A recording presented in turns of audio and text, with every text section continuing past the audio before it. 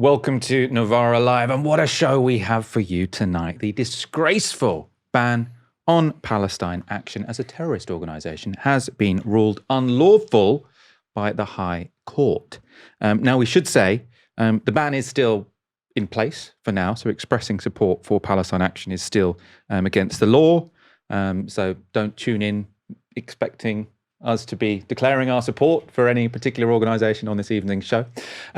But this is very, very big news. And I've got a great roster of guests. I'll be speaking to Stephen Methven, who was at the court this morning. I've got an interview with Huda Amori, who is a co-founder of Palestine Action. And then for the second half of the show, I'll be joined by Helena, aka No Justice MTG, to talk about the political ramifications of this. And also, we have an Epstein story in there just for good measure. Before we get into our first story tonight, I just want to take a moment to thank all of our supporters who have made all of Novara Media's reporting on Palestine Action possible. Today has been historic, to say the least, and from the start, following this story has been a priority for Novara, and we've been committed to that, as I hope you will have noticed. We have to emphasise how integral our supporters have been in making possible all of that. Without your backing, we wouldn't have been able to report live from the ground at protests and give a platform to the voices the prescription set out to silence. So whether you're a long-standing supporter or you've joined recently, we're incredibly lucky to have your backing. And of course, we will be inviting you to join our supporters this evening and to be part of a different kind of media. As we've said a few times, YouTube does take a higher amount of your donations at 30% than if you go over to our website. That's the best way to fund our journalism. It's at novaramedia.com/support.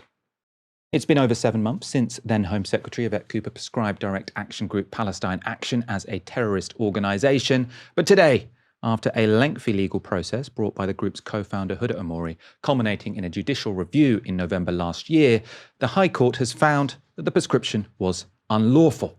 A three-judge panel made up of Dame Victoria Sharp, Dame Karen Stein and Sir Jonathan Swift have ruled against the government, not on one, but two separate grounds. Now that means Yvette Cooper, the Home Secretary at the time, acted contrary to the law twice, the law that it was her job as Home Secretary to uphold. Novara's Stephen Methven was down at the court, capturing the moment or I suppose the moment the crowd outside heard the news. So behind me you can hear the protesters outside this court as the prescription of Palestine Action has been overturned inside. So a really historic moment. Activists have taken on the government and they've won. And in the process, over 2,700 people who put their bodies and their freedom on the line to protect free political speech in this country are vindicated. It's almost unbelievable, really. What a result. You want to give us some reaction to the news? I mean, I'm kind of speechless, but I couldn't be more thrilled. It's quashed. Squash! Yes. Oh, brilliant! Okay. Palestine will live forever. Palestine will be free. So you've just heard the news that the prescription has been quashed. How does it feel? Brilliant. Fuck yeah. Great. I want to say never a doubt in my mind, but I was a bit on edge. But yeah, this is incredible. Great for democracy, for Palestinians, for everything, for the filtering lot. Sorry, yeah. No, sorry. I'm overexcited as well. Yeah. How does it feel to be heroes? To be people who put your freedom and your body on the line to protect free political speech in this country? I feel really good about it. I do this for my kids. I've got 3 kids of working age who couldn't do this, although they care about it. I have no mortgage, I don't work, therefore I could do it. All I was ever risking really was perhaps not being able to go on holiday, which put in perspective with the genocide in Gaza is just something else. So I'm delighted. You've been involved in many of these protests. You've seen thousands of people arrested for holding up signs. Now the courts have ruled that the prescription was unlawful. How does it feel? It feels unreal. It feels... I don't think my generation has really had a vindication like this happen, and it's not something that we're used to. We're not used to winning. We're used to being stepped on. We're used to be silenced. We're used to seeing our friends go to prison. I think now we need to focus on getting Elbit's system civilians out of this country, continuing direct action because it's not terrorism, and freeing Palestine. Now, you may remember 83-year-old Reverend Sue Parfitt, who's attended many of the Defend Our Jury's protests against the prescription. This was the moment Stephen broke the news to her. How do you feel about this outcome? What is the outcome? You've won. Oh, I hadn't realised. Well, it's wonderful. I thought it was going to take a long time to tell us. It's happened. It's over. No, it's not over. For now. But now, you're a bit of an icon for free political speech. You've been at many of these protests, arrested several times. How does that feel? Well, isn't it absolutely wonderful? So they just announced it, did they? Yes. Yeah. That's why everyone's shouting. Well, I just assumed that, I don't know what I thought. Thank you. Wonderful. So that was Sue Parfitt, who presumably was reading a very engrossing book because she hadn't quite realised the judgment had been made. As Stephen said there, the legal battle isn't quite over. While the court has found that the government's prescription is unlawful, they haven't actually quashed the prescription yet. So it remains an offence under British terror law to express support for Palestine Action for now. So what exactly has the court found? Well, Huda Amori fought the government's prescription of Palestine Action on 4 grounds. And on 2 of those, so 2 of the 4, the court didn't agree with Amori. But on the other 2, it did. And you only need the court to agree on 1 for you to win the case. So this is sort of a double win, I suppose. So these are the grounds on which the court agreed with Amori and Palestine Action. So they say, the decision to seek the order prescribing Palestine Action was made by the Home Secretary in breach of her own policy on when she would exercise her discretion to seek an order prescribing an organisation. And second, it agreed with this. The decision to prescribe was contrary to the Human Rights Act 1998 because it amounted to an unjustified interference with the rights protected by the European Convention on Human Rights under Article 10 to freedom of expression and under Article 11 to freedom of association and peaceful assembly. Now, if that sounds a bit like legalese to you and you're not quite sure what that means, don't worry, I will be asking Stephen Methven for an explanation in a very short moment. Before that, though, next week, there will be a further hearing about whether the court should grant an order quashing the prescription of Palestine Action. That's also an opportunity for the government to request a stay, keeping the prescription, or which would keep the prescription in place while they seek an appeal. And even if an appeal is not granted, or if one is granted and the government loses it, the Home Office could still pursue the case in the Supreme Court. That's all a long way off for now. And outside the court, those who opposed the ban were celebratory. In the last 7 months that Palestine Action has been prescribed, direct action has continued in this country. It has continued because it is effective. The people have shown this through multiple actions which have taken place all over the UK. You can jail a revolutionary, but you can never jail a revolution. There are thousands of people in this country who supported the movement over the years. This is a vindication for those people. There are thousands of people who sat silently holding signs. They were arrested and charged with terrorism offenses. This is a vindication for them. And most importantly, this is a vindication for the Palestinian people themselves, who reached out to us, who called out to all of you, those who believe in liberation in this country, and asked us to defend them. We did. I just want to honour the almost 3,000 people, ordinary people like myself, who just knew this was wrong and were prepared to have the temerity to say so and to sit in silent vigil up and down the country for the last 7 months to say, I nearly swore. No, we will not accept this nonsense. We will sit in silence. We will demonstrate non-violence to a government who needs to know a lot better.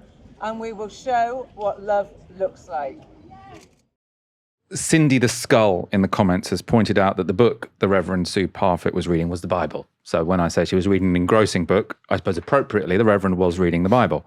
And presumably she's read it many times before, so lots of different layers to that book, I suppose. In Westminster, however, of course, things seemed much less cheerful. Current Home Secretary Shabana Mahmood posted this. The court has acknowledged that Palestine Action has carried out acts of terrorism, celebrated those who have taken part in those acts and promoted the use of violence. It has also concluded that Palestine Action is not an ordinary protest or civil disobedience group, and that its actions are not consistent with democratic values and the rule of law. For those reasons, I am disappointed by the court's decision and disagree with the notion that banning this terrorist organisation is disproportionate. The prescription of Palestine Action followed a rigorous and evidence-based decision-making process endorsed by Parliament. The prescription does not prevent peaceful protest in support of the Palestinian cause, another point on which the court agrees. As a former Lord Chancellor, I have the deepest respect for our judiciary. Home Secretaries must, however, retain the ability to take action to protect our national security and keep the public safe. I intend to fight this judgment in the Court of Appeal.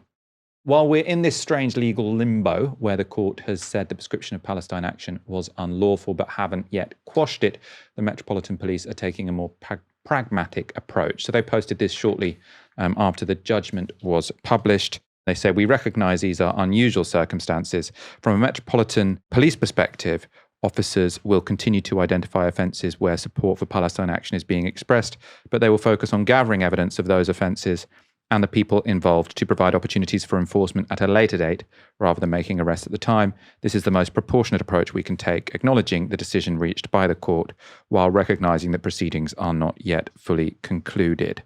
The government's independent reviewer of terrorism legislation, Jonathan Hall, appeared on The World at 1. He'd previously been in favour of the prescription of Palestine Action.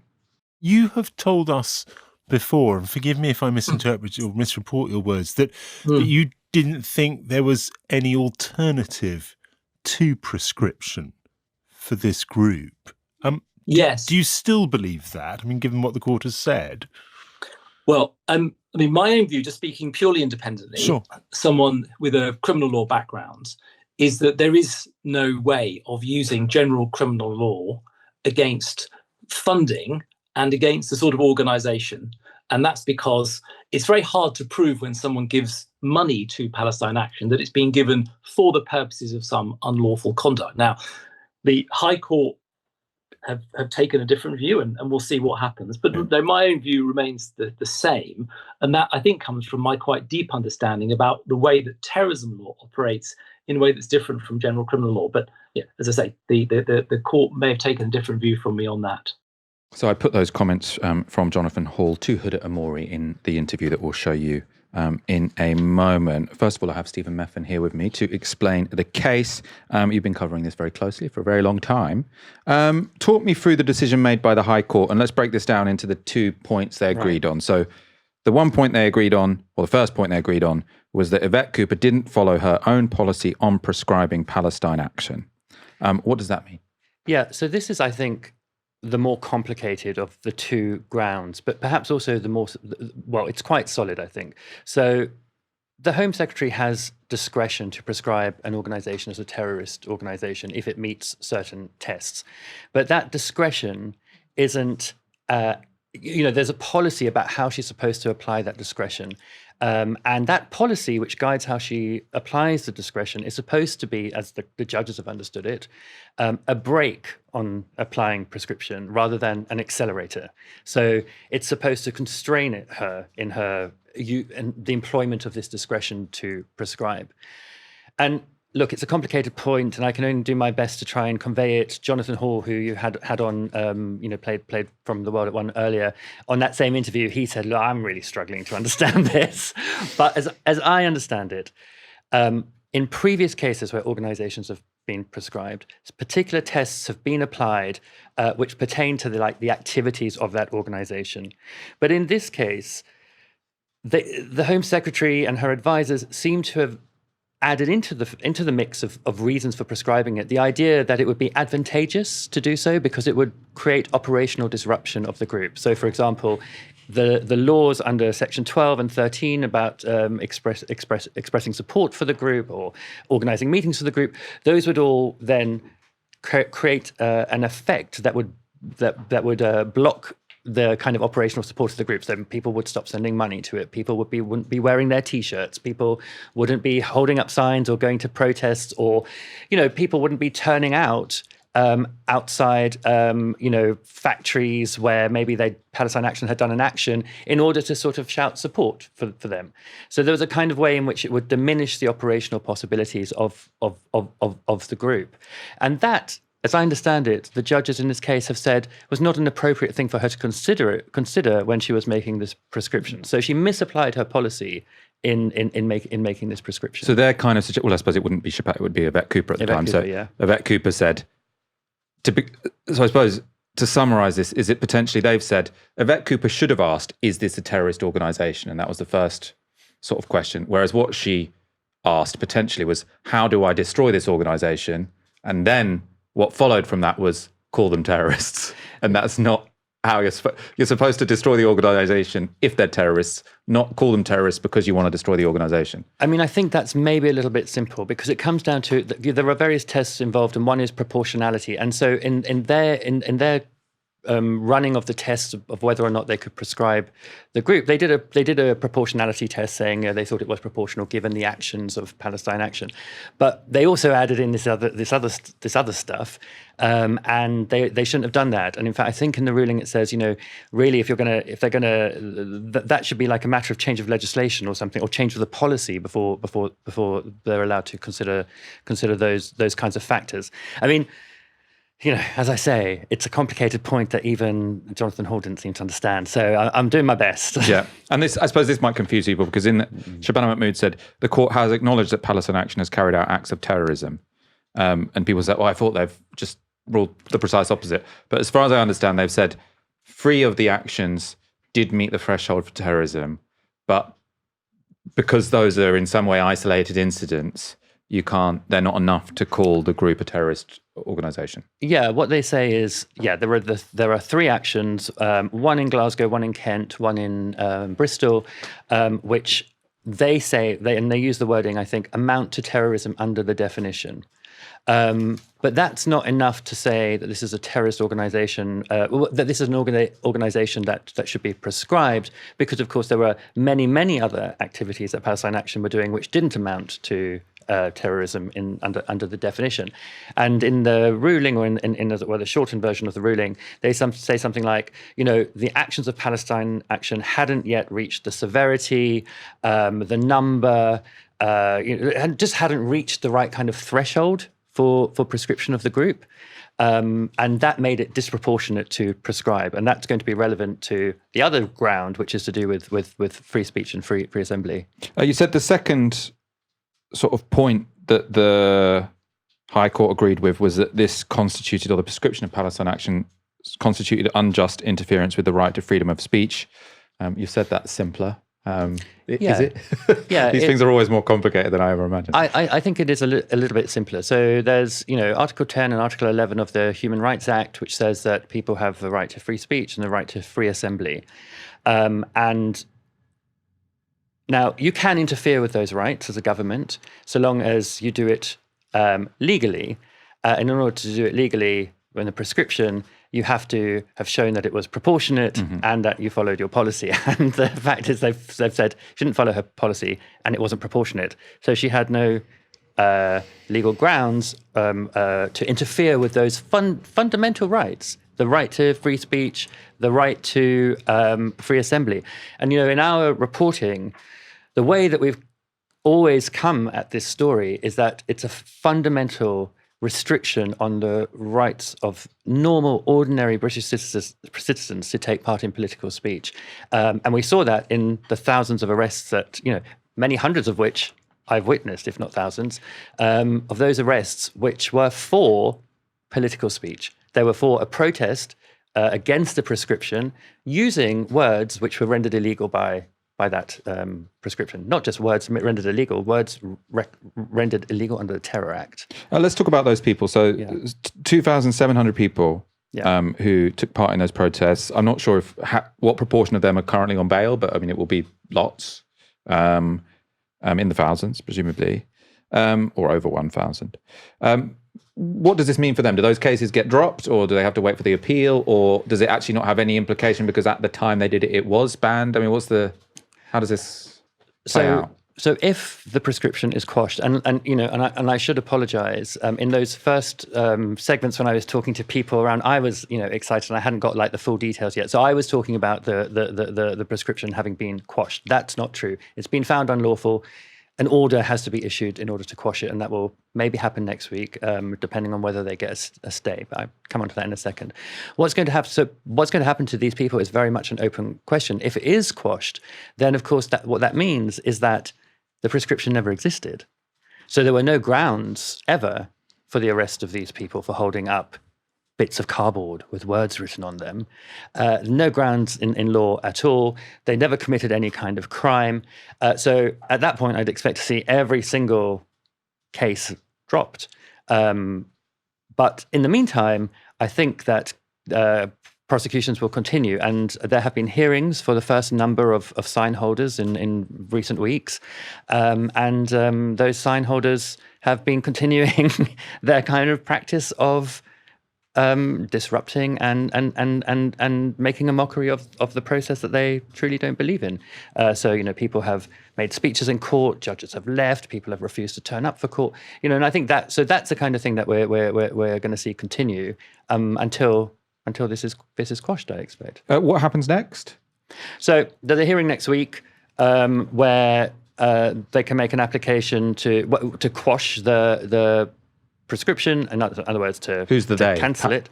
Well, they'll hear arguments. So of course, Huda Amori will want it to be quashed. The government will ask for a stay. In other words, they'll say, look, can you just leave it in place while we pursue an appeal, which hopefully we'll win. They may do that. I will say that when the organization was prescribed, Huda Amori applied for a stay and she was denied a stay on it. It was immediately prescribed, and then she had to pursue her appeals under the prescription. Parity suggests that the same should happen here. It should be quashed, and then the government can try and have it reinstated via appeal. I mean, if it is illegal, if it is unlawful rather, to have made this prescription in the first place, as the courts have said, then it should not stand a moment longer than it has to. Even if that ruling is overturned later on and it's reinstituted, there should be this period where actually, it just doesn't exist as a piece of law because the courts have said it's not lawful. Whether that happens or not, I don't know. But I think from a point of view of parity, of Amori have being treated in precisely, or rather the government being treated in precisely the same way as Amori was treated, there should not be a stay on the quash. And of course, it's 2,700 people whose lives and reputations and records are in the balance here as well. Let's go to another clip from outside the court. Obviously, this is a day which has been embarrassing for the government. I think it should also be embarrassing for large parts of the legacy media who were, I suppose, dropped the ball on this story because they all sort of assumed, of course, they must be terrorists if the government say they're terrorists. That was a topic that came up outside the court today. So the question is, what about the role of the legacy media, who are all here today, but who haven't fairly reported or shared any of this ban or the resistance that came from the back of it? And to those we say, you were complicit. Yes! You were complicit in a crime that the British government committed against its own people. 3,000 individuals were unlawfully arrested. 3,000 people's lives hang in the balance because of decisions that were made by this government but amplified by the legacy media. Shame on them! And the media must be held to account for its biased reporting. Stephen, you've been covering this for a long time. You've been on lots and lots of those demos. I assume that on most of those demos, there weren't many legacy media journalists but they did show up today. Am I right?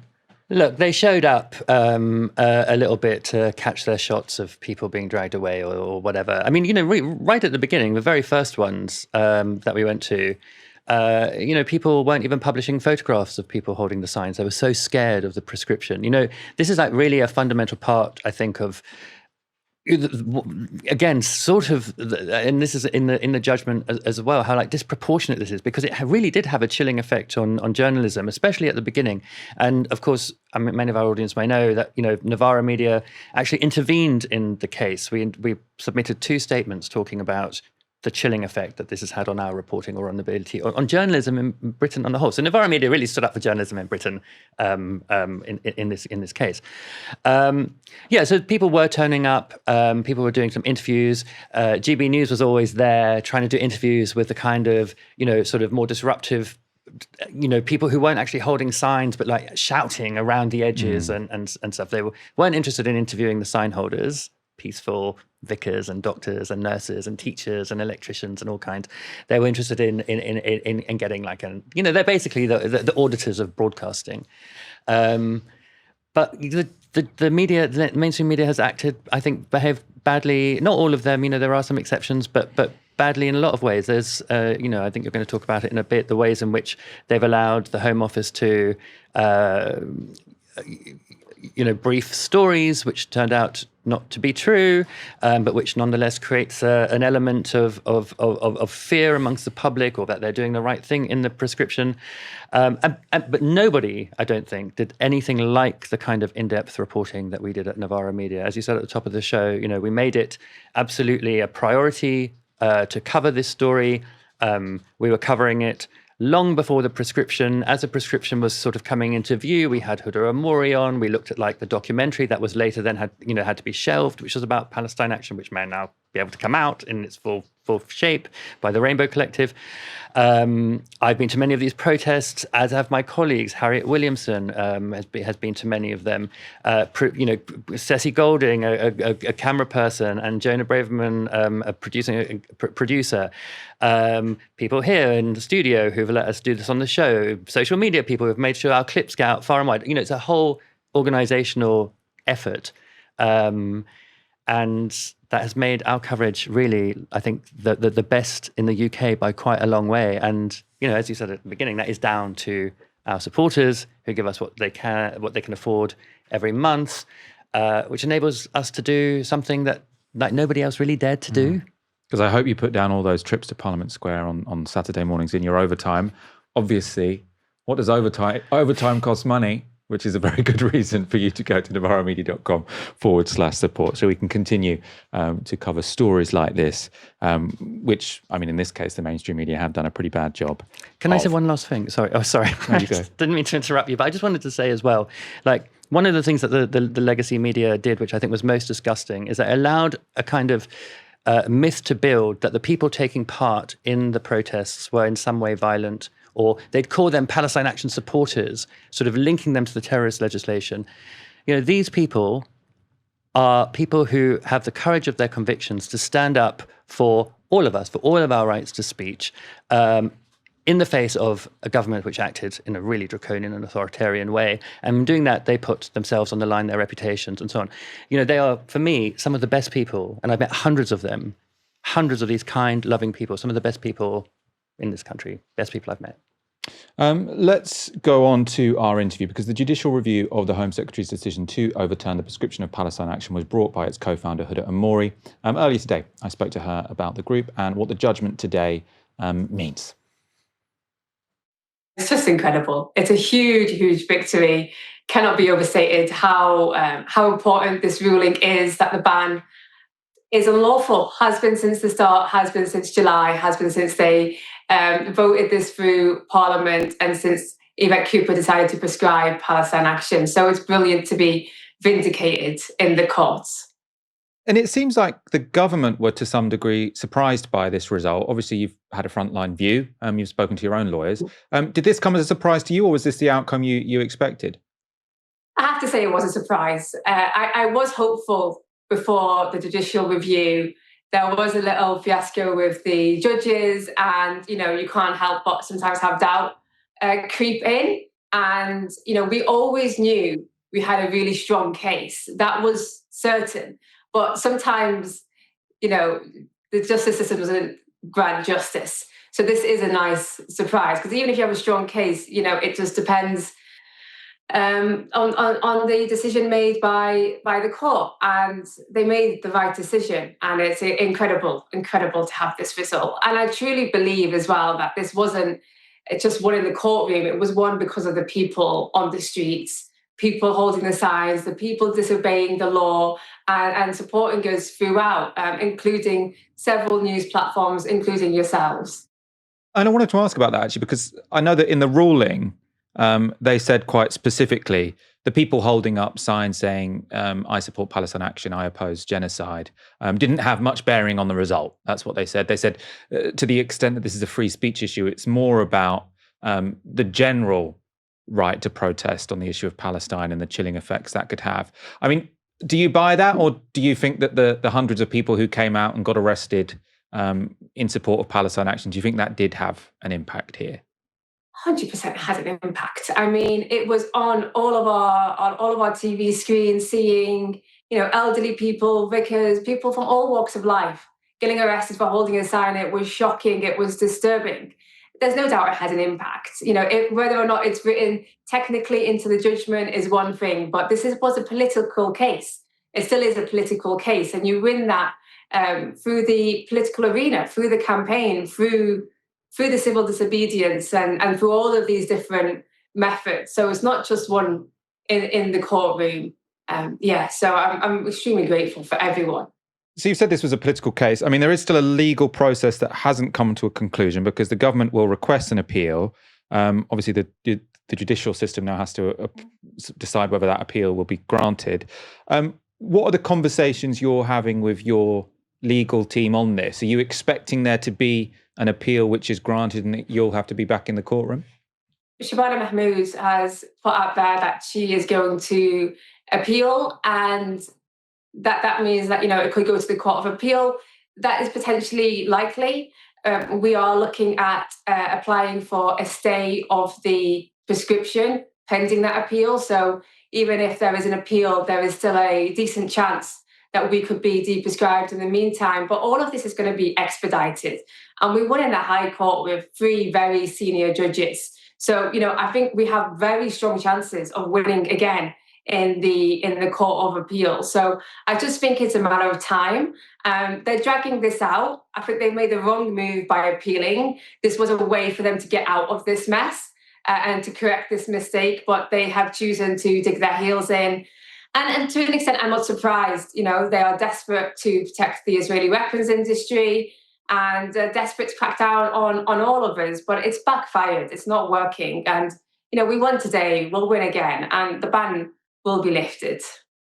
What has the impact on your life been for this? Because, you founded an organisation which has been sort of incredibly successful and then gets prescribed as a terrorist organisation. Now, that doesn't mean you committed a crime, because you founded it before it was prescribed. I suppose, any group has to be founded before it can be prescribed. But what does it mean to sort of exist as a co-founder of an organisation that then gets called a terrorist organisation? It's a somewhat sort of confusing situation. It is a confusing situation. And, I'm Palestinian myself and I'm Iraqi. So when I hear it's not the first time I've been called a terrorist. I'll just put it that way. And to see how they've done this, it's just truly sickening. It just shows how upside down and unjust all of this is. But I think when you just take comfort in knowing that you're on the right side of this, that what we did was acted to save lives in Palestine, was to stop the crimes of the Israeli weapons trade. And, if they want to call me a terrorist, for that, then so be it.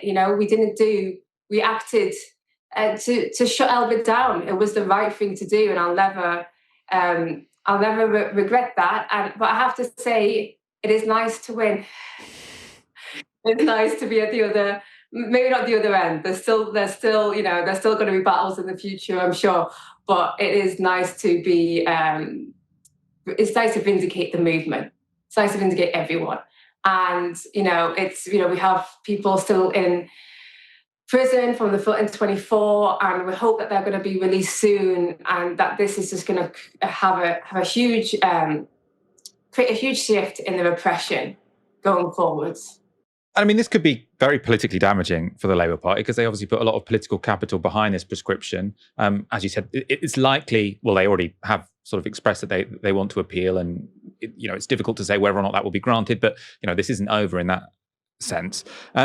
But they have expended a lot of political capital, and to have the High Court say it's unlawful, I mean, that's huge. What's your analysis of how the Labour Party got into this mess? Do you think it was sort of lobbying from the arms manufacturing? Do you think it was because sort of the Labour Party wanted to seem tough on direct action? Do you think it was because there were groups like the Board of Deputies asking for this to happen? I mean, what's your analysis of the key driving force behind this whole sorry affair? Palestine Action was effective, and that meant we had a huge amount of pressure against us, a lot of pressure from a lot of powerful people, powerful groups, powerful weapons manufacturers. And since the start of Palestine Action, there have been meetings with government ministers, the CPS, very senior police officers about and with Albert Systems about how to deal with Palestine Action. They have been asking for crackdowns throughout our existence, and the prescription was the last tool that they had to try and stop direct action against the Israeli weapons trade, and that has massively backfired. But we do know that this is at the request of Albert Systems, Israel's biggest weapons manufacturer, lobbying from the Israeli government, previous lobbying from the Israeli government, pro-Israel lobby groups like We Believe in Israel, and even Donald Trump. Donald Trump's golf course was vandalized by Palestine Action, and he called Keir Starmer, called us terrorists. All of those things led to the government deciding to launch a huge attack on its own population by prescribing, in an unprecedented way, a domestic direct action group. So they've done this at the service of a foreign weapons manufacturer, and they've arrested thousands of people for that. I mean, it's disgusting what's happened. And now we know for a fact that all of those arrests were not just unjust, but they were unlawful. There was lots of innuendo about Palestine Action, and I suppose sort of by association yourself as well. So sort of Yvette Cooper would go out in front of the cameras and say, look, if you're watching this and you think that Palestine Action might just be an ordinary direct action group, you haven't seen all the secret information I've seen, sort of insinuations you were being funded by Iran, and that, if the general public knew the truth, then they would all immediately agree that you were terrorists. Now, I mean, what's interesting about this case, interesting maybe an understatement, is that you had these very senior judges who have been able to see all the information that Yvette Cooper had seen, and they've said, no, actually, I don't think they are a terrorist organisation. So, I mean, how does that feel to have, I suppose, those forms of innuendo levelled at you, and then to be, I mean, by all accounts, vindicated, I suppose? It's great. I won't lie. It's really nice to be in this position today. It's been a long time coming. And I think the main takeaway from that is like the Home Secretary, then Home Secretary, still a minister, she lied to the British public, and she unlawfully had thousands of people arrested as a result. It's disgusting. I mean, how is she still in government? It's crazy. And, she should immediately resign. And I'm sure this is going to lead to a huge mess for the government, and people should be held accountable. Jonathan Hall on the Channel 4 Dispatches show, he was in the room of the prescription review group. He saw all of the evidence, and he said there was no smoking gun. There was no secret intel about future, so-called future attacks, planning of future attacks, or however they put it at the time, links to Iranian funding. Those stories were planted and made in order to trick the public into manufacturing consent for the ban. It didn't work, and I think that's really important to know. It didn't work. People were still outraged. People saw through the lies, but we know now what we were told, what everyone was told was a lie. Categorically, Jonathan Hall, according to Jonathan Hall, the independent reviewer of terrorism legislation, and there should be consequences, and I'm sure there will be in due course. So as far as I understand, when it comes to Jonathan Hall, he told that Channel 4 Dispatches sort of program that the insinuation, the innuendo about Iran was sort of without merit. I was listening to him today on The World at One. You were interviewed beforehand, in fact, and then he was interviewed afterwards. And he said he did disagree with the High Court ruling. I mean, he was very respectful about it. He said, we've come to different conclusions. He personally thought that prescription was warranted. I think the argument he put forward to say it's warranted is that he disagreed with the High Court that there were sufficient sort of mechanisms within ordinary criminal law to deter the actions of Palestine Action, and he explicitly talked about funding. I don't know. I wonder if you could just comment on Jonathan Hall. I'm not sure if you heard that interview, but to sort of respond to some of the arguments that Hall or people like him have been putting forward. I haven't heard the interview, but the judges ruled in our favour, so I'm not surprised those who advocated for the prescription are saying that the judgment is wrong in some way and they disagree with it. That's what happens when you lose in the High Court. You're going to disagree with the judgment. So I'm not surprised. But what I say about this whole recruitment and funding thing is part of the reason we won was because the Home Secretary didn't follow her own policy, because she started to consider the offences prescription would give rather than follow the steps and look at the appropriate questions before you prescribe a group. So they wanted to prescribe us because of all of the extra powers, because they wanted to shut us down. And that wasn't the right way to do it. They had to look at Palestine Action and whether it should be prescribed, and then you get the terrorism offences that you can use. You don't start off by going, look, I hate this group, and if we prescribe them, we get all of these offences. So that's what's going on here. They want to stop Palestine Action because it is effective, because it's disrupting the Israeli weapons industry, and they wanted to prescribe it in order to stop it. So I'm not surprised Jonathan Hall doesn't agree with it. I'm sure he doesn't want Palestine Action to exist, but Palestine Action is definitely coming back. Let's talk about that, because, obviously Palestine Action is still banned, subject to this decision about the appeal and whether ultimately the ban will be lifted. As you said, the ban actually might be lifted even if they do agree to an appeal. It's all rather complicated, isn't it? But let's say Palestine Action in the future does get unbanned. Does that mean you just continue as you were? Can the group just be reconstituted almost as if nothing happened? Yeah, I think we've come out stronger, to be honest, with the amount of people that come out in support.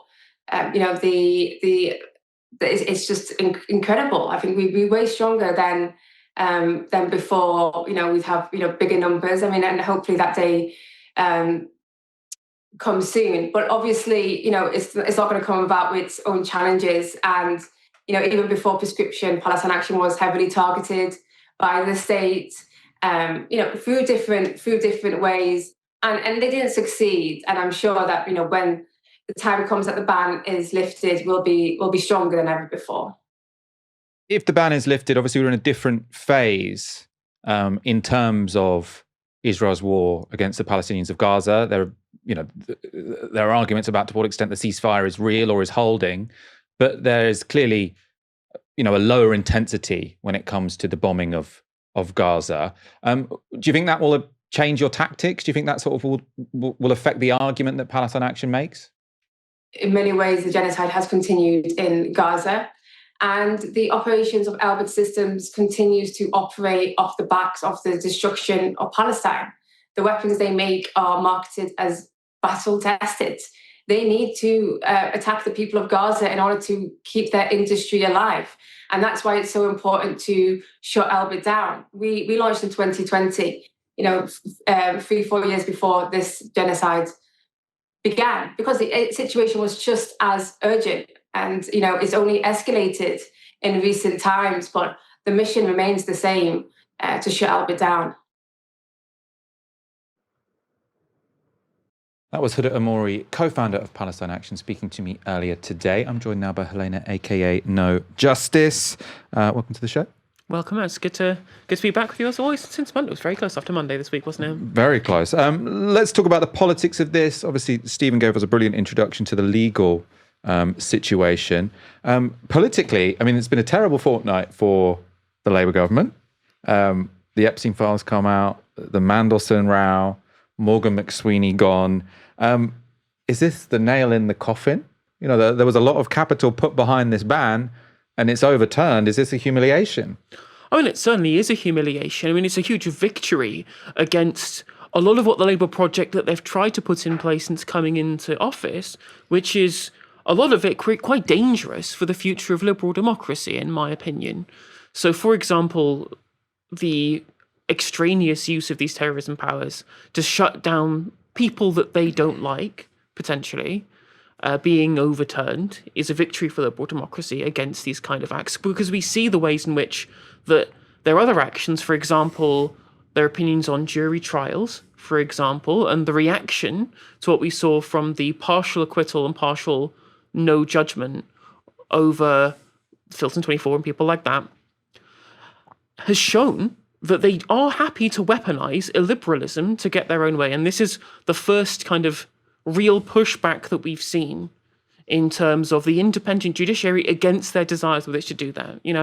We've all heard about the lefty lawyer kind of stuff from the right recently about like an activist judges, but in reality, they are an important bulwark against too much state power. We've already seen people trying to advise the Labour Party to think about our relationship with the European Convention on Human Rights. In fact, we've seen Labour lords say to totally leave the European Convention on Human Rights, and that's obviously partially why we're speaking about this subject today, is because there is at the very least a higher power. There is a higher stop on state power that is at least being pushed up against in terms of what the Labour government do or don't want to do. And what is ironic about all of this is that Labour market themselves, or at least they market themselves to like kind of middle class kind of swing voter types, as being institutionalists, as being the ones who will steady the institutional ship of the mother of all parliaments. And what we've actually seen is so many actions that run counter to that narrative.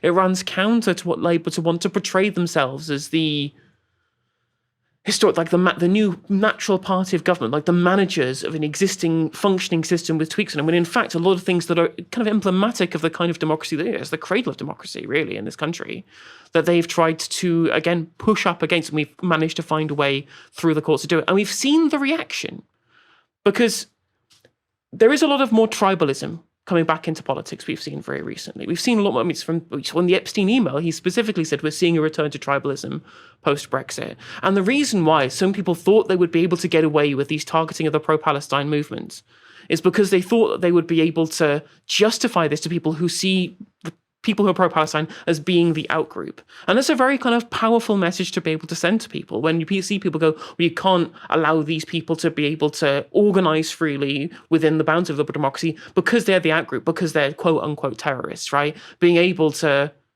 disregard certain groups of people as being terroristic in nature is a way of marking them as the outgroup. Like, did we see the kind of actions from the government against repeat protests, which is the line they went with in trying to curtail just broader pro-Palestine demonstrations against people who continually demonstrate outside of asylum hotels? We've not really seen as much. We've just seen more legalese in terms of trying to force these councils to accept asylum seekers. And this is why we see the right also want to leave the European Convention on Human Rights, because they see refugees as the outgroup.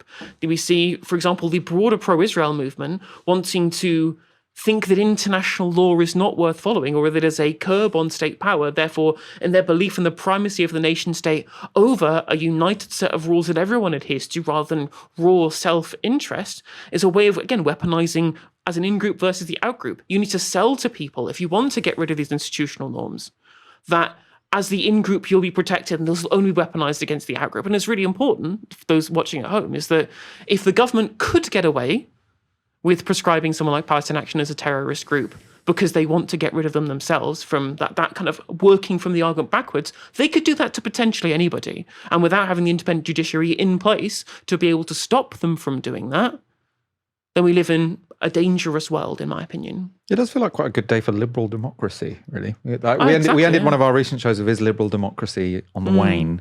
Well, I'm sure we'll see lots of right-wingers make the argument they're activist judges and that actually liberal democracy is weak and ineffective because it will allow terrorists onto our streets, because it will allow, for example, the reaction, what we saw to the jury trials, where people will want to upend the independence of the judiciary and the independence of jury trials, say, well, these people are obviously guilty in my opinion, therefore we throw the baby out with the bathwater, regardless of the fact that no one has any idea of what went on in the courtroom. No one has any idea what went on and what evidence was shown and why the jury came to the decision that it did. There is a lot of forces, quite dark forces in my opinion, out there trying to remove these norms, and seeing these victories, as you say, I think it is a very good day for liberal democracy. Let's look at some wider reaction, and I suppose people who see today as a defeat, or should see today as a defeat. John Woodcock, aka Lord Wolney, is the former government advisor on political violence, a job he got for being anti-Corbyn from Boris Johnson.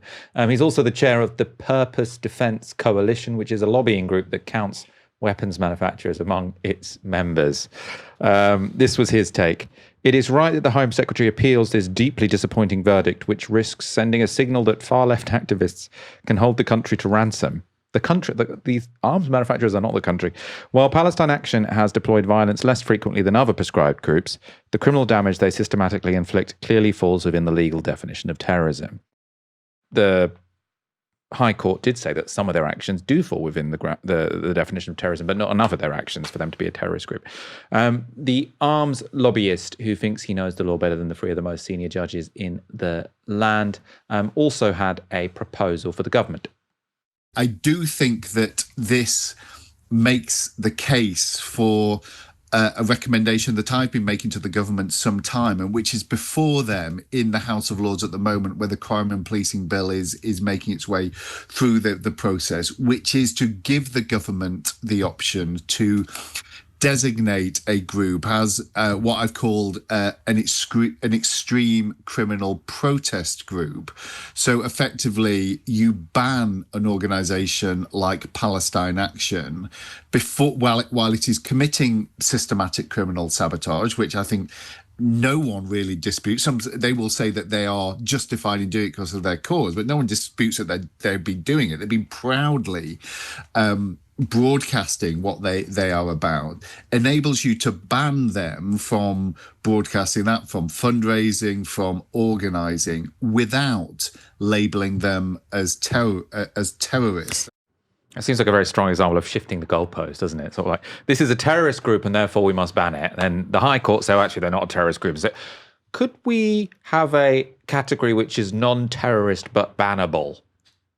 Which seems to be what John Woodcock is saying. A man with very bad opinions, but quite nice taste, nice plant, nice chair. I was surprised at how pleasant the background was there. In the interview with Huda Amori, she mentioned Yvette Cooper's attempts to persuade the public that Palestine Action was as dangerous a group as other prescribed organisations like Al-Qaeda and ISIS.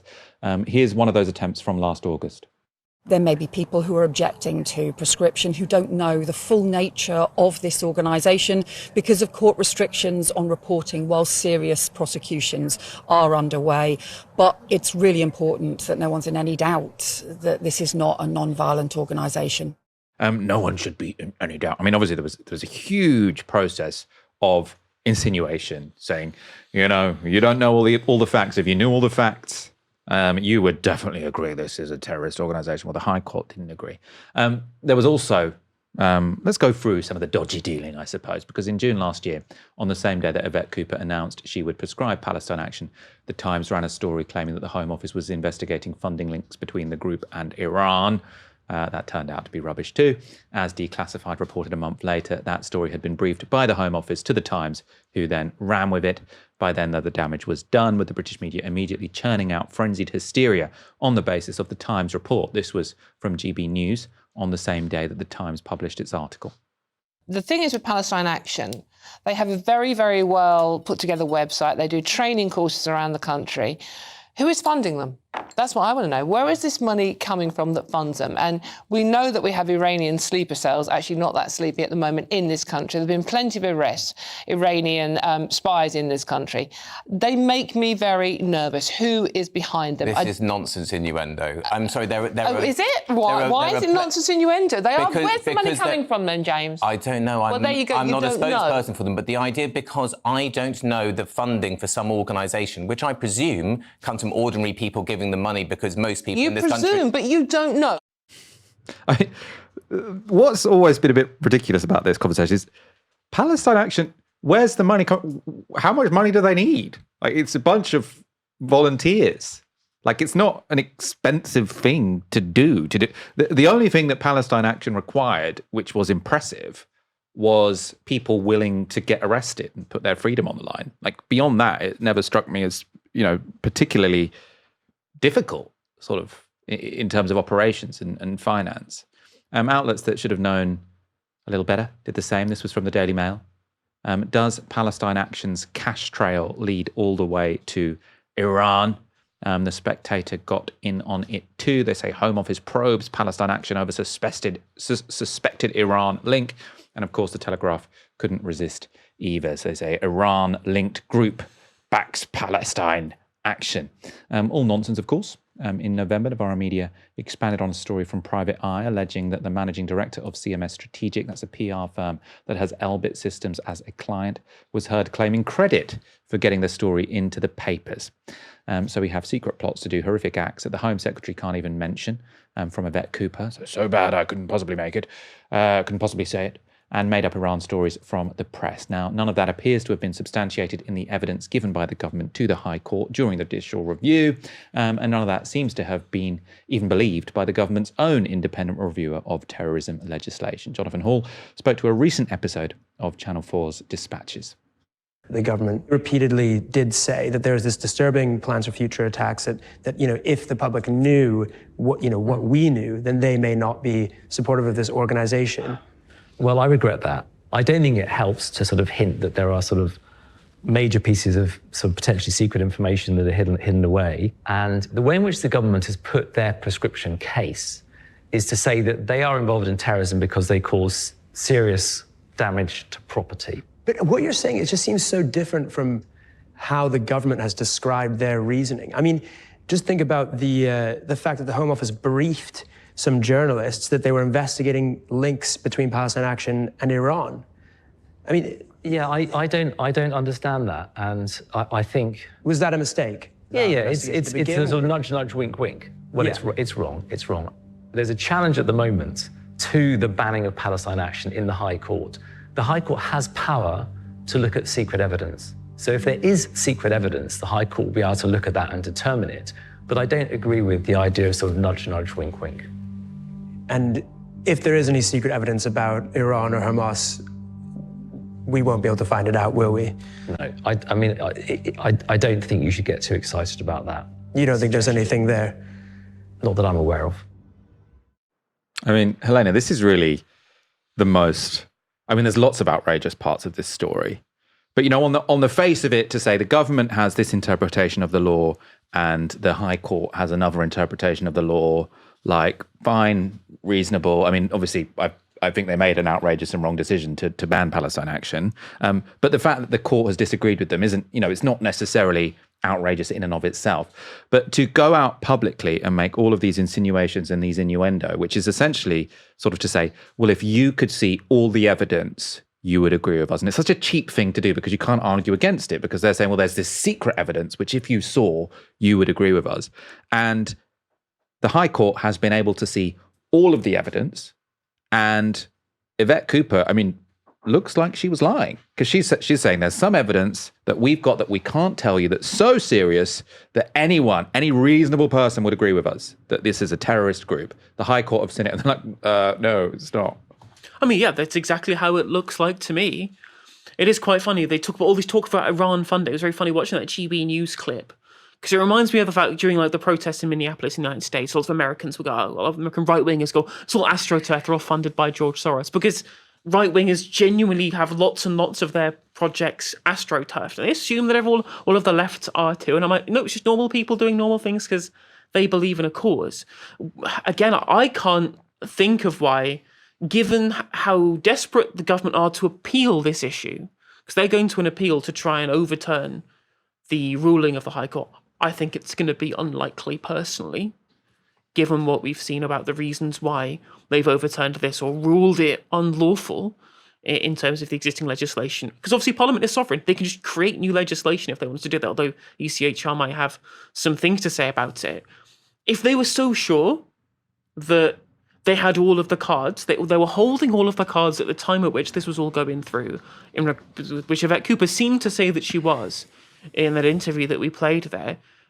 And they also feel like that they could get, they wouldn't be reappealing it if they thought that there was some kind of, so obviously they think that there's some kind of miscarriage of what's happened here, in which case they would have already seen that information. Do you see what I mean? Like they wouldn't be going back for more. Otherwise they would have just accepted the ruling as it was, unless they want to, again, go to war with the judiciary over this of some description, right? Well, I mean, they won't argue if there is an appeal, it won't be based on new evidence. It will be based on, we think that a different set of judges might make a different interpretation of the law. Yeah, which doesn't sound like doesn't sound like to me like what somebody who has slam dunk evidence would think, right? Exactly. To think that there's some kind of difference of opinion, because she personally believes that anyone of any normal opinion would see the information and would use that as a justification for supporting the right of the government to prescribe Palestine action. So otherwise there wouldn't be any desire to think, well, a different set of judges have a different set of opinions, because clearly if it's so slam dunk, they wouldn't. If you knew what we knew. Very dishonest. Disgraceful. The sender of one of the most disturbing emails in the Epstein files has been revealed. This is the message which caught lots of people's attention when those files were first released by the Justice Department. It's from Jeffrey Epstein to, we're not sure who. Well, at this point, we're not sure who. Where are you? Are you okay? I loved the torture video. So Jeffrey Epstein loves a torture video, which he's been sent by someone, which was redacted. We now know, though, because of the demands of 2 Congress people in the United States, who was the redacted person. I mean, it was this man, Sultan Ahmed bin Sulayem. He's the chair of DP World, which is one of the world's largest logistic companies owned by the government of Dubai. He's a frequent attendee at the World Economic Forum at Davos. You can see him pictured there. Bin Sulayem also personally owns a property empire with luxury hotels, including in London's Mayfair district, as well as a 5-star resort in Dubai. And he was incredibly close to Jeffrey Epstein. There are over 5,000 mentions of Sulayem in the latest tranche of Epstein files. And between 2007 and 2019, Epstein and Sulayem shared business contacts, as well as sexual photos and intimate personal stories. Bizarrely, Sulayem also used Epstein as a conduit to acquire ancestry tests from 23andMe. This is an email from 2017. Dear Jeffrey, I have ordered 30 ancestry test kits for Sheikh Mohammed. I asked them to ship to your house. It will arrive in 2 days. As soon as it arrives, I will ask Emirates Airlines to collect it from your house. I hope you are okay with this. So this is a very complex sort of system. You've got to get the ancestry test from 23andMe to the house of a sort of high-class pedo billionaire in Manhattan, and then Emirates Airlines is going to pick it up just so these 30 ancestry tests can go to... I mean, by the way, Sheikh Mohammed is the ruler of Dubai, so this was some high-powered ancestry tests. Apparently, 23andMe cancelled the order because they're not allowed to ship the order outside of America. So, even however powerful you are, there are some limits. What exactly these guys were planning to use the tests for is unclear, but Sulayem seems to have an interest in racial purity. This is an exchange from 2013. 2 bits of interest here, because from Jeffrey Epstein in 2013 says, all I know for sure is that you are one of my most trusted friends in every sense of the word. You have never let me down, not once, not half of once, and I greatly appreciate the time we spent together. So just sort of proof there of how close these 2 men were. But then here's the response I want to draw your attention to from Sultan bin Sulayem. Thank you, my friend. I am off to sample a fresh 100% female Russian at my yacht. This dehumanizing way of talking about women was a frequent occurrence in exchanges between these 2. So this is to Jeffrey Epstein from bin Sulayem. By the way, the Ukrainian and the Moldovan arrived. Big disappointment. The Moldovan is not as attractive as the picture, while the Ukrainian is very beautiful. In an email from a leak seen by Bloomberg, but not included in the Justice Department release, Sulayem, discussing his efforts to meet a supermodel, says, quote, "After several attempts for several months, we managed to meet in NY. There is a misunderstanding. She wanted some business, while I only wanted some pussiness." Epstein replies, "Praise Allah, there are still people like you." Also in 2007, at an early stage in the relationship, Epstein emailed Sulayem to say, "I hope you had fun. I am glad to have you as a friend. You are the only person I have met who is as crazy as me." Now, if Jeffrey Epstein is saying you're the only person who is as crazy as me, you know, we know what he counts as crazy. We know how he identifies what kind of actions he takes. That's not a good thing to hear. Of course, there is no suggestion that Sulayem has broken the law. There's no evidence in these files that he's done anything illegal. However, he has now lost his job as head of DP World. Helena, bin Sulayem is just the latest powerful business person to lose his job and have their reputation damaged in these files. Has he got his comeuppance? I mean, somewhat of a comeuppance at the very least, right?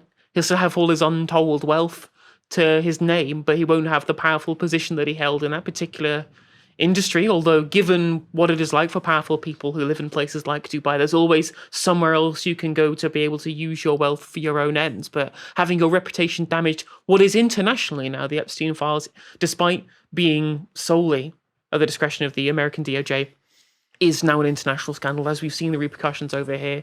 And that will mean both business and personal repercussions because of that damaged reputation for this guy, and also potentially DP World in particular. I remember when Lou Haig said that DP World were a rogue employer. She's getting a bit of her infinite, what's the word I'm looking for? Vindication. Yeah, she's in her vindication era. Lou Haig really is. And the context there, by the way, is that DP World owned P&O Ferries. That's and right. P&O Ferries had done some fire and employment rehire law, or broken some employment law. Either way, he will still have reputational damage, but he'll still be very rich. What is interesting, however, is that why was this name picked to be redacted in the first place? Because it's only after Massey and Khanna, the two Congress people that we talked about earlier, who were the instrumental in the Epstein Files Transparency Act, going to the DOJ and viewing these files that had previously been redacted and seeing them unredacted themselves, that we only know about this person, them going specifically to the DOJ and saying, "Why have you redacted this person?" Like the email where they say, "Thank you for the torture video," it's just the sender that had been redacted, and that was a choice that's been made to redact those documents. Seems pretty likely to me, in my personal opinion, that you'd have to have some good friends to be able to think that your name was worth redacting, given that the actual letter of the law in the Epstein Files Transparency Act is redactions are only supposed to be there to protect victims and not perpetrators, or people who are implicated in terms of the files. He's not been charged or been accused of perpetrating anything. He's only been sending emails that allude to have been doing some gross things, potentially. But we don't know that there's any actual proof that he did do those things. But yeah, there is a lot of links between the current Trump administration and some very powerful people in the United Arab Emirates. You look at their plan with regards to the kind of power struggle between Saudi Arabia and the UAE. We've seen lots of connections in terms of powerful people in Western capitalism and what's happening with powerful people in the United Arab Emirates. Interesting that out of the names that would previously been redacted, first of all, they was redacted in the first place, and second of all, that they managed to find these people once they managed to get them unredacted, having looked at the files, those two Congress people. I mean, I suppose we've been talking a lot about the Epstein files, and I often like to suggest also the less sinister explanation. I mean, the redactions seem very random and arbitrary, and there were 3 million files, and it does seem like, because they clearly didn't redact his name in lots of them because he comes up 5,000 times. But in some of the emails, they're redacted. Often you get sort of like with the Mandelson ones, which we've been looking at, sort of it's redacted who sent the email, but then in the reply, you can see who sent the... So there is a sort of random nature to the redactions as well, I think, because there's so many files. But I definitely think it's perfectly plausible that this is a very powerful man who might have lobbied to be redacted on the most damaging ones. I mean, there is a geopolitical angle to this relationship. Obviously, the rape, porn, whatever, disturbing. Very interesting angle, though, I think, in terms of Epstein's power, what this tells us about elite networks. In an article from 2021, very interesting in this context, it's from Rolling Stone magazine. It includes this passage.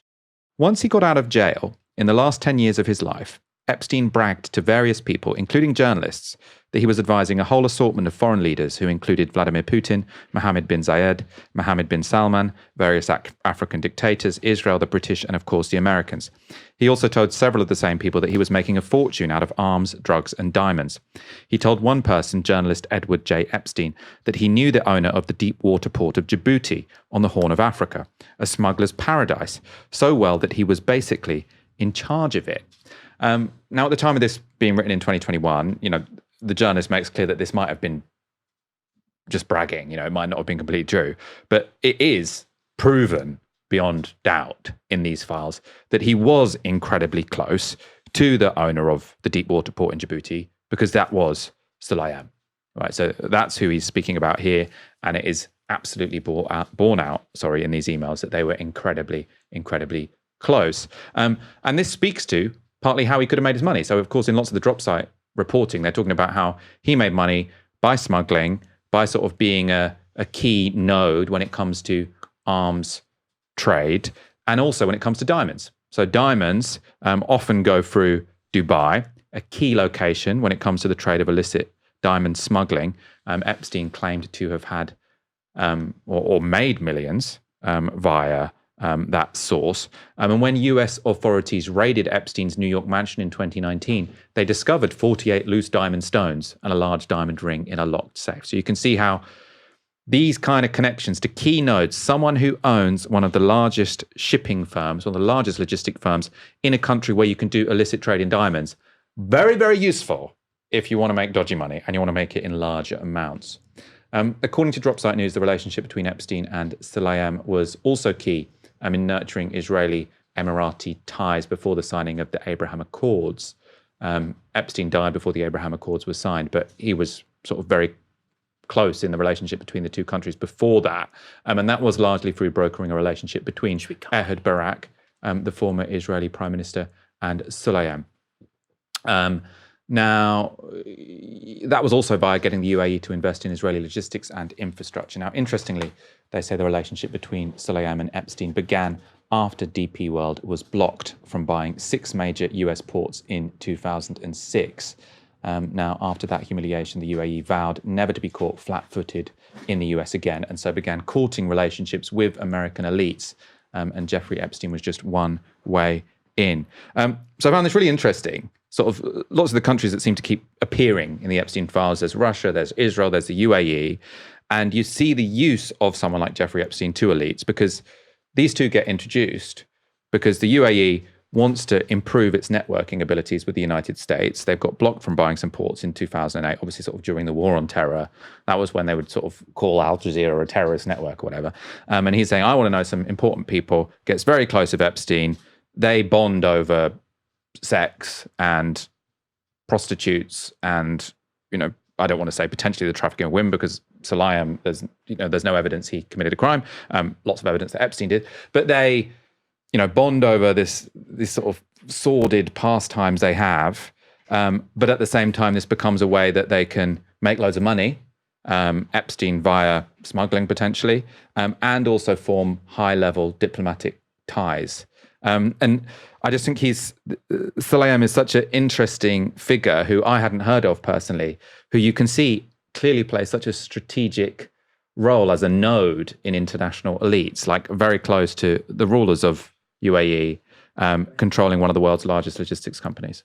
I mean, that's the thing. I think the one thing that people try and look at this through the lens of is that somehow the the links between these people are purely on the grounds of the relationships that they have through what Epstein is very famously known for the sex trafficking ring being them knowing him to have access to the ring itself, but him as an international power broker for what is capital, for what is wealth and power. That's the thing that links people within the Epstein files. I was mentioning it on the show before. People like to look at this through that specific lens, but the one thing that's shared throughout all of these people is wealth and power and access to power. And as you say, if this is a conduit through which that they're using to essentially undermine what people always talked about for so long has been international free market of capital, where everything is being done through mutually beneficial business deals based upon market incentives, when in fact they're going through in the background someone like Jeffrey Epstein to be able to ensure that they have access without there being a proper market, without there being a tendering process, without it being done purely through how the market would distribute things in the most efficient manner possible. And that means that it's not just going to be a certain group of people that gets implicated in these files. It's going to be people of any nationality, of any religion, of any background, from any country, who have access to wealth and power, who have access to capital, and shows that all of this myth-making about the invisible hand of the free market breaks down when you actually look at the power brokers behind the scenes, when you actually look at the fact that we do have an oligarchy. We do have an oligarchic society, because it's not about people making it from nowhere. It's not about the ways in which that you can undermine the system should you just work hard enough and play hard enough. No, all you actually need is access to power, access to capital, access to the network of people, and you can maintain that power pretty much indefinitely until states take it upon themselves to expose these people for what they are. Helena, thank you so much for joining me this evening. It's been an absolute pleasure, as always. Big show, I hope you agree. Lots of hard-hitting topics. I thank you to Stephen and Huda Amori. Thank you guys for watching. As ever, thank you for your support. Have a great weekend. Come back on Monday for another live stream from 6 p.m. For now, you've been watching Novara Media. Good night.